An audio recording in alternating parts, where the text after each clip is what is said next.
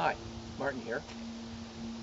My wife and I today are camping on some crown land, and when you're camping on crown land as opposed to a provincial park, there are no latrines, there are no porta potties, there are no thunder boxes, there's no designated place to go to the bathroom. So you have to make your own latrine.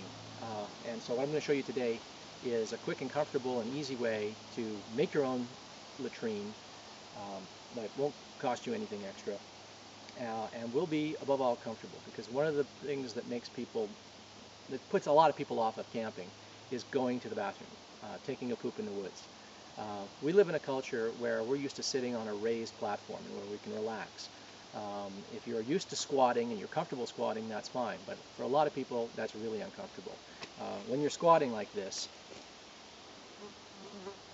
there's a bit of a balancing act. It can be hard on the thighs if you're not in great shape. It can be hard on your lower back.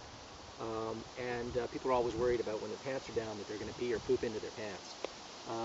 There's all kinds of contraptions that they sell. There are various straps and slings that you can buy and carry along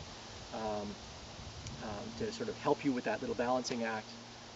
But I don't think there's any need for that. There's a simpler method. So this is what I've come up with. I don't know if I'm the first person to come up with this, but anyway, it's an independent invention if it is an invention. I call it the cheek spreader. All it is 3 long, sturdy pieces of wood and 1 short piece of wood lashed together either with any sort of cordage or with bungee cords. Okay, I carry bungee cords with me when I go camping. I use them for a lot of other things, so I'm happy to use this, but any cordage will do. And you want to make the lashings loose enough so that you can move these closer together or further apart. Bungee cords are good for that.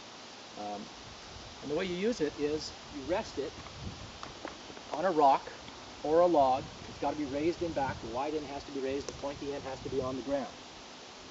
And this is going to serve as your toilet seat. And you just straddle it like this, pull your pants down, and sit down. Obviously you want to choose 2 pieces of wood that are strong enough to support your weight, and so you're just going to sit like this. It'll support your weight, and you can move up and down to the more comfortable position. You can move the pieces in or out up here until you're comfortable, and your feet are down here out of the way, and so when your pants are down, your pants are way down over here. They're not underneath you, so you don't have to worry about peeing or pooping in your pants, and it's really comfortable. It simulates sitting on a toilet. You can sit here with a book or a magazine or a cup of coffee. I like to choose a spot that has a nice lakeside view, far enough from the water,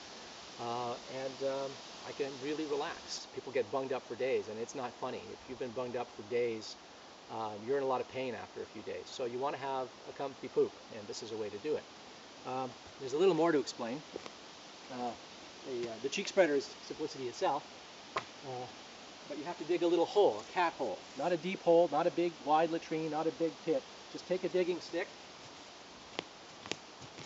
break up the humus layer. You only need to go down a few inches. So there's your cat hole. It doesn't need to be any bigger or deeper than that. Put the cheek spreader on top, and you're ready to go. And when you're done, wipe your backside, throw your wipings in there, wiping material in there, and just cover it up with humus layer. Step on it, cover it some more, and you're done. Then, as a courtesy to the next person or to yourself, dig another hole and move the cheek spreader over so that the next time you need to go, it's there. When that urge strikes and you really need to go urgently, it's nice to have a hole already dug.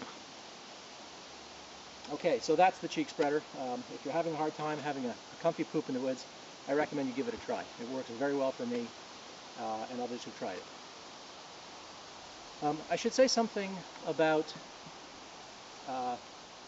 wiping material. A lot of people like toilet paper because that's what we're used to and that's what we use at home. Toilet paper is fine, but I'd rather not pack it in. I'd rather use natural vegetation. And so what I use are things like this, leaves and ferns. These ferns are great, especially when they're going off like this. Dry or green, they're perfectly good material. You just take a big handful of it, fold it up like that, and wipe your backside with that stuff.